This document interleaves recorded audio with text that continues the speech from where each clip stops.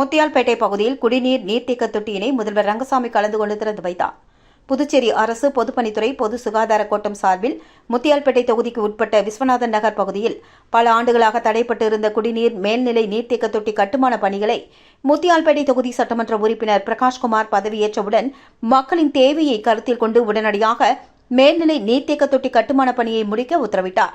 அதன்படி தற்பொழுது விஸ்வநாதன் நகர் குடிநீர் மேல்நிலை நீர்த்தேக்க தொட்டி திறப்பு விழா முதல்வர் ரங்கசாமி, பொதுப்பணித்துறை அமைச்சர் லட்சுமி நாராயணன் ஆகியோர் தலைமையில் தொகுதியின் சட்டமன்ற உறுப்பினர் பிரகாஷ்குமார் முன்னிலையில் நடைபெற்றது. பின்பு மக்கள் பயன்பாட்டிற்காக அர்ப்பணிக்கப்பட்டது. இந்த குடிநீர் மேல்நிலை தேக்க தொட்டியின் சிறப்பு அம்சங்கள் என்னவென்றால், பெருகி வரும் மக்கள் தொகை, அடுக்குமாடி குடியிருப்புகள் மற்றும் வணிக நிறுவனங்கள் ஆகியவற்றின் குடிநீர் தேவையை கருத்தில் கொண்டு தொலைநோக்கு பார்வையோடு அடுத்த 30 ஆண்டுகளுக்கு இந்த பகுதிகளில் குடிநீர் தட்டுப்பாடு வராமல் இருக்கும் வகையில் வடிவமைக்கப்பட்டுள்ளது.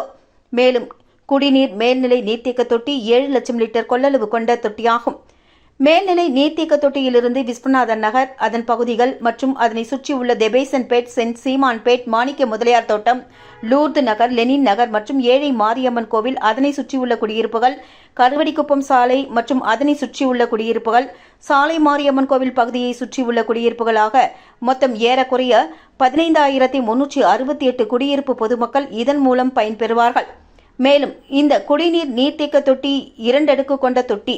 இங்கு நீர் உந்தும் முதன்மை குழாய்கள், நீர் பங்கீட்டு குழாய்கள், அனைத்து வீடுகளுக்கும் புதிய குடிநீர் இணைப்புகள், மோட்டார் பம்பு செட்டுகள், ஜெனரேட்டர் மற்றும் புதிய குடிநீர் இணைப்புக்காக தோண்டப்பட்ட சாலைகளை புதுப்பித்தல் ஆக மொத்தம் இந்த விஸ்வநாதன் நகர் குடிநீர் மேல்நிலை நீர்த்தேக்க தொட்டி ஏறக்குறைய 7,14,00,000 ரூபாய் மதிப்பீட்டில் மேற்கொள்ளப்பட்டுள்ளது.